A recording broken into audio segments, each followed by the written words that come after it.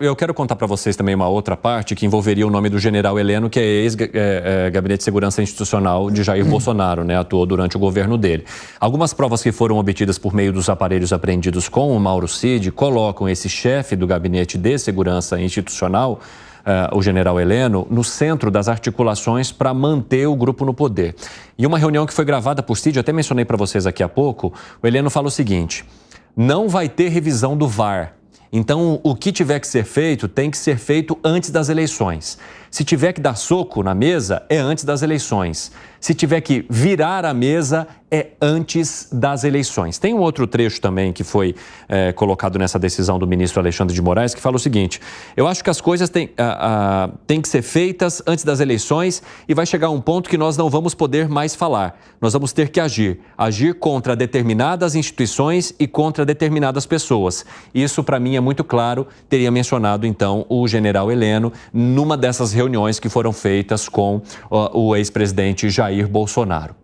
E aí, Alan Gani? Confirma a minha tese de que toda essa intenção não tem nada a ver com o dia 8 de janeiro. Até porque seria um golpe de Estado muito ruim do ponto de vista estratégico, sem armas, sem tomada de poder de fato, né? Sem uma liderança, sem recursos. Então, isso seria antes. Agora, pegando aqui um gancho do que o Segré falou, pelas mensagens, pelo que a gente tem acesso até agora, houve uma intenção, né, algum grau, mesmo que mínimo, de planejamento e intenção. Agora, não houve uma tentativa real.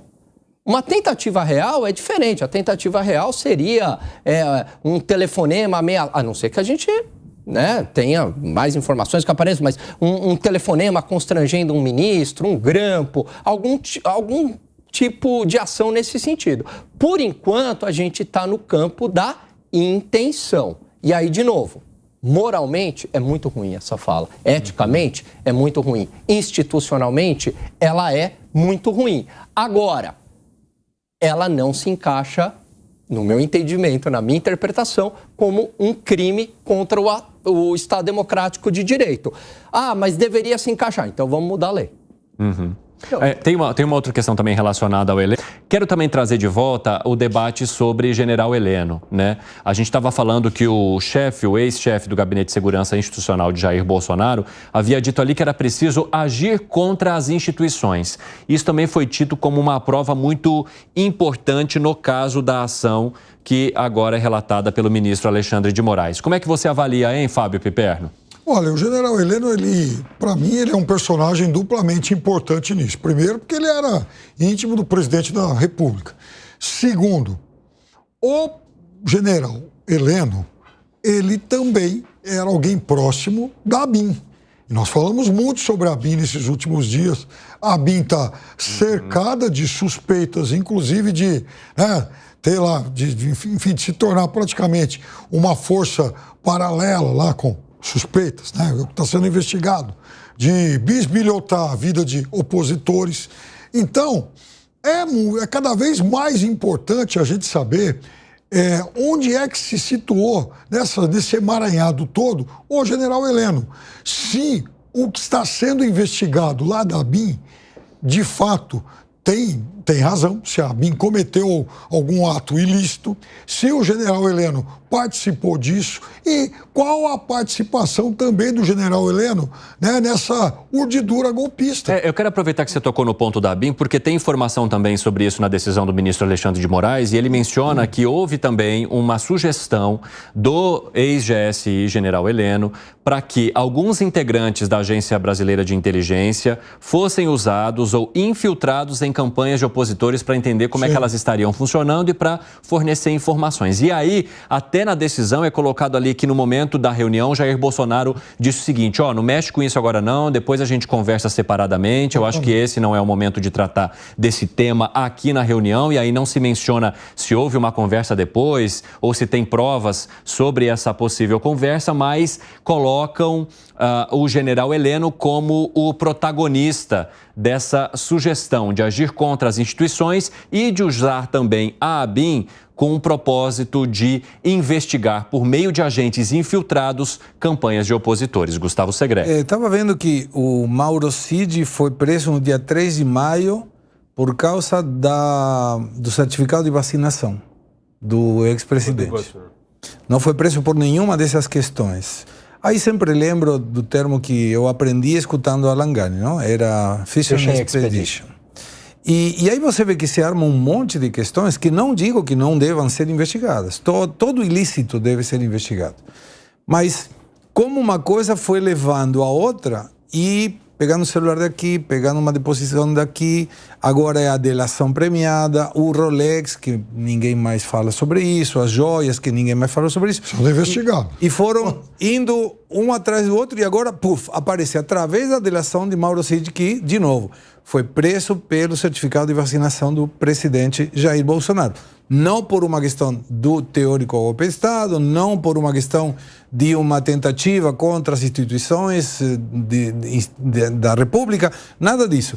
E aí, então, enquadra essa possibilidade de dizer, fomos buscando aqui e apareceu isso aqui. Não que não deva ser investigado, de novo, todo delito deve ser investigado, mas como uma coisa foi levando a outra, né? E como a mesma justiça, que em algum momento declarou que era uma delação forçada, ou uma leniência forçada, nesse caso, então, não aplica essa mesma pressão. Que foi Alan Gani. Eu só queria voltar antes na Pepita de Ouro, só para dizer o seguinte, é possível você comprar ouro físico legalmente, por isso que acho que não faz muito sentido, na B3 tem um contrato chamado OZ1D, sabe quanto que você compra, Evandro? Mas desse jeito aí, rústico assim? Não, você compra o ouro físico, um contrato, esse contrato é 249,75 gramas de ouro que você compra, fica custodiado no Banco do Brasil, quase 80 mil reais, porque você multiplica pelo aquele preço que você trouxe de 300 e pouco, né? E aí você poderia manter em casa também. Você poderia manter em casa, mas aí não é seguro, você mantém ele, né? Já fica automaticamente custodiado no Banco do Brasil. Por isso que eu acho que pelo valor, né? A grama, 12 mil contra... 12.675. Não faria muito sentido. Agora voltamos ao Heleno. Vocês gostaram do ouro, né?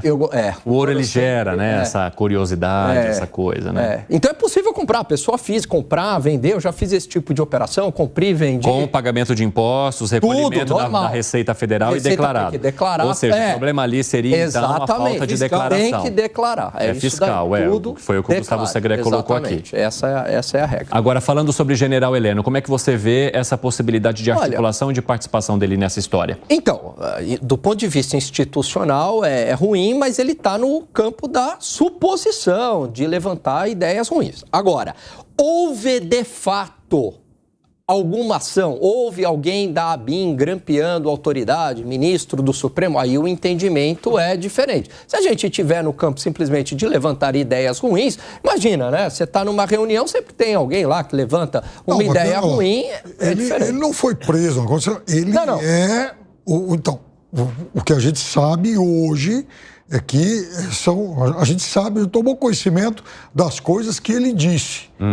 E nada mais foi feito. Isso, então está certo. Ou seja, por enquanto os procedimentos são absolutamente corretos. Ele passou a ser suspeito. Sim, passou a ser investigado. Passou a ser investigado, ponto. Ô, Piperno, no fundo, essa revelação só mostra uma coisa, não é a articulação, é a desarticulação das pessoas que tinham a intenção de dar o golpe. Porque, na verdade, é o seguinte, se Augusto Heleno, chefe de gabinete de segurança lá, ligado à BIM, ele faz uma mensagem fática aí de que tudo precisava acontecer antes da eleição. E fala em infiltrar a gente nas outras campanhas. Não, mas tá bom. Okay. Ele fala, se fosse a articulação da ação, ele poderia chegar para a turma da BIM e falar, vocês que estão acampados aí, não é 8 de janeiro, tem que acontecer agora, entre o primeiro e o segundo turno, porque é aí que faz sentido o plano. Não faz nenhum sentido isso acontecer depois que está todo mundo fora do poder. Não, mas essa reunião aconteceu antes do segundo turno. Antes do segundo turno. O sujeito que é responsável, que está sobre a BIM, fala assim, então vamos fazer o seguinte, vamos insuflar a turma nos quartéis agora para se mexer e isso dá ao aos golpistas o poder para dizer agora vai ter golpe. É esse o ponto. Então, o que mostra cada vez mais as coisas mostram a total falta de articulação. É justamente isso que não imputa em crime. Que imputa numa instituição, mas não crime. Nós estamos falando de uma reunião que aconteceu antes do primeiro turno, aliás. Ele fala em infiltrar gente nas outras Mas ele até... Mas pera lá. O que ele está dizendo é que isso aconteceu antes, né? E não no dia 8 de janeiro. Não. Ele não poderia imaginar o 8 de janeiro ainda. Isso aí aconteceu em setembro. Veja, a eleição foi no dia 2 de outubro. Isso aí aconteceu antes. A evolução dos fatos depois é uma outra coisa. Peraí. Se você está falando, a gente está falando aqui tentativa de golpe de Estado contra a ordem democrática. São essas. É a preparação de um golpe. A preparação do golpe. O que é o cabeça da articulação, que está aí o Heleno falando, está dizendo assim, precisa acontecer antes da eleição. Então, assim, não pode acontecer uma ação depois da eleição, quando ele nem mais está no poder, quando ele não tem nenhuma influência sobre a BIM, GSI ou nada. Mas e como alguém ia querer dar um golpe antes da eleição sem saber o resultado da eleição? Não, porque o que ele está dizendo no tom aí, pelo que a gente está lendo aqui, é que não pode deixar a eleição acontecer. Mas isso também vinha com os movimentos que geraram uma convulsão, principalmente nesse grupo político, Gustavo Segre, que é o fato do atual presidente estar disponível e livre para disputar as eleições. A partir do momento em que a Justiça considerou que Luiz Inácio Lula da Silva poderia disputar novamente as eleições, isso já gerou uma convulsão nesse grupo que via ali na possibilidade dele ser o opositor lá na frente e diante da popularidade que eles sabiam que ele tinha também.